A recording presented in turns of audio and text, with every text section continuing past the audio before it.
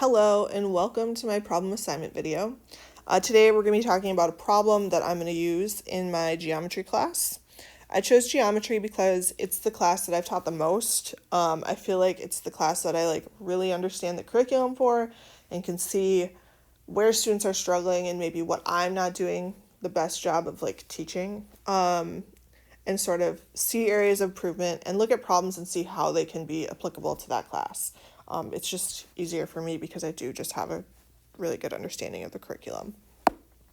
The learning objective I'm focusing on today is students will be able to know, identify, and apply properties of angles, including corresponding exterior, interior, vertical, complementary, and supplementary angles to solve problems and logically justify results. I think this is a learning objective that my students do okay with. Mostly I think they do okay with it in the moment. I think when they're given pictures that are I don't really want to use a highlighter, let's try that again.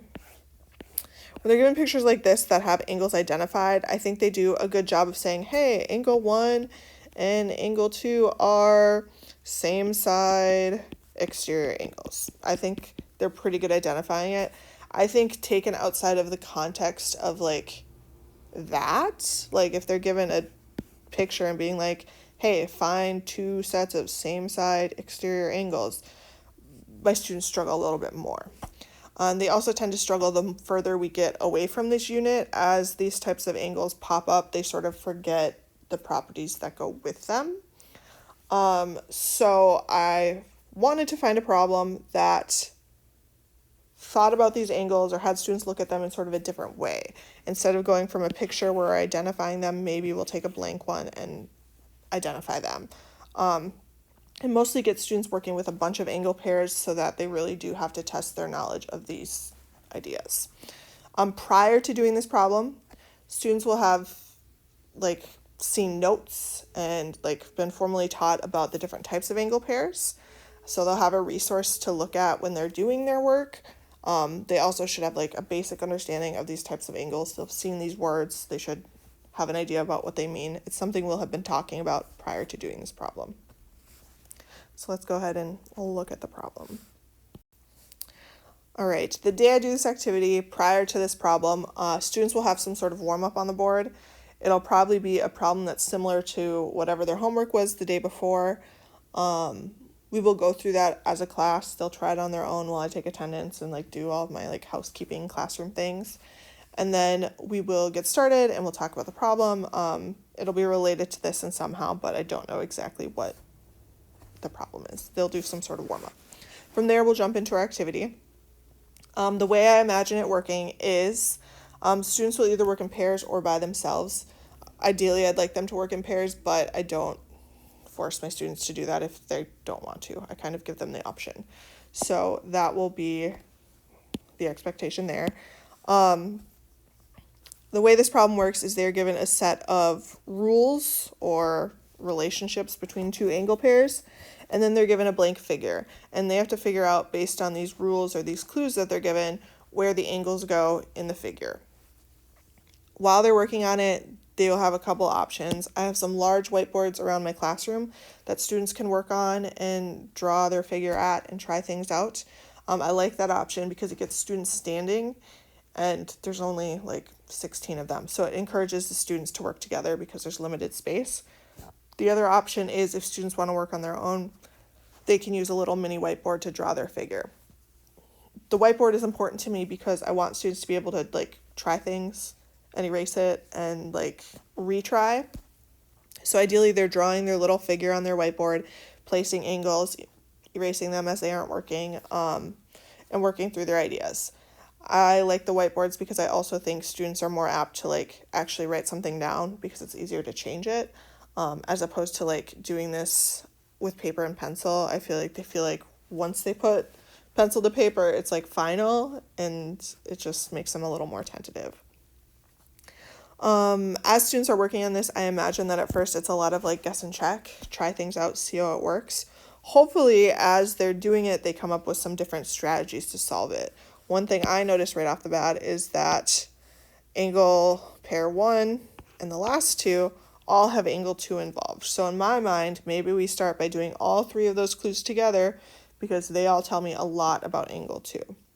I don't know if that's something my students will see right like immediately by looking at the problem, but hopefully it's something that they will think about as they go through, because I feel like if you guess on that first angle pair and then you find out later it doesn't quite work, it is definitely going to change things for you.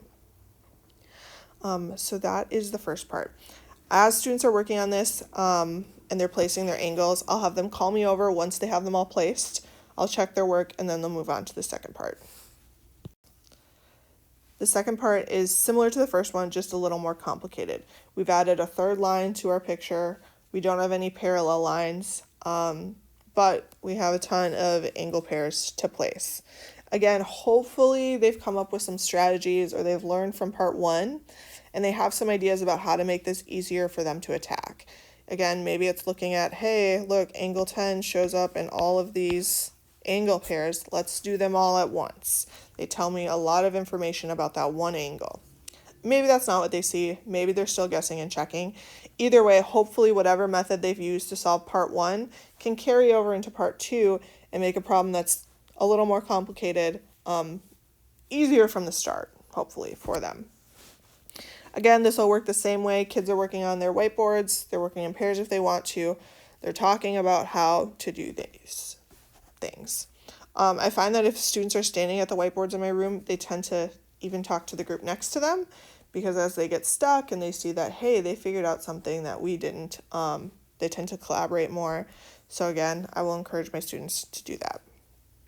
Just like with the first one, once they finish this, they will call me over. I will check their figure, see if their angles work, and if they do, they will move on to part 3. Prior to me moving on to part 3, I think I got this problem from Twitter at some point. I've used the first part in my classroom before and it went pretty well, but I haven't used the second part or this part 3 that I just made up. I also don't know where I found it on Twitter. It was a long time ago, so I just wanted to give it some sort of credit where credit was due. So let's look at part 3.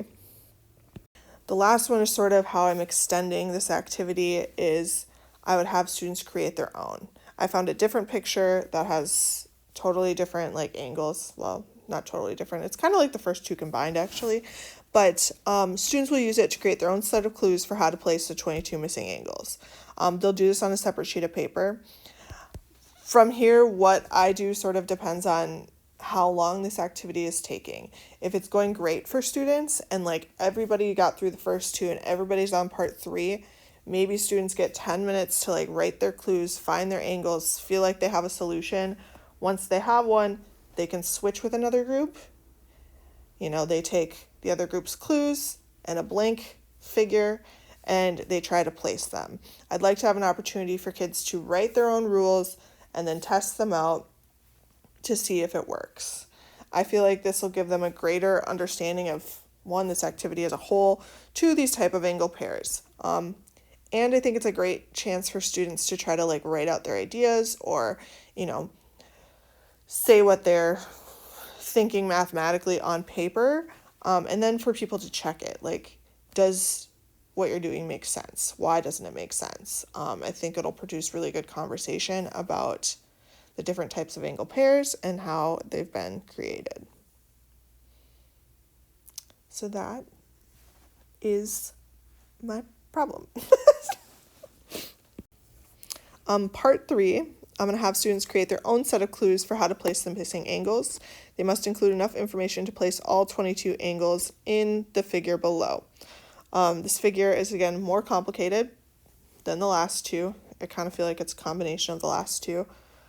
I will be adding right now some markings in that I couldn't do on my computer, but these 2 lines are parallel and these 2 are parallel.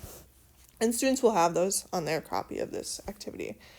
At this point, how this works kind of depends on how much time we have left. In the best case scenario, if students are flying through this problem, which maybe isn't the best case, but in that scenario, I will have students write their rules, and once they are set, once they think they have it, I will have them switch rules with a different group and give a blank template to like try them on. Hopefully this produces some discussion about whether or not the rules each group wrote work. My guess is that students will struggle with writing of the rules a little bit more than the placing of the angles. So I think this will produce a great opportunity for students to like actually write out their math and to have somebody check it and have some conversations about, hey, this doesn't work because of this. Mostly I think it just gives them more opportunities to talk about these angle pairs and again to get a greater understanding for them. I also feel like it's like loosely related to proofs. Like I feel like writing proofs is like having all your steps and making them like cohesive and make sense. And I think this is a good way to have students start writing like math things and making sure that it makes sense.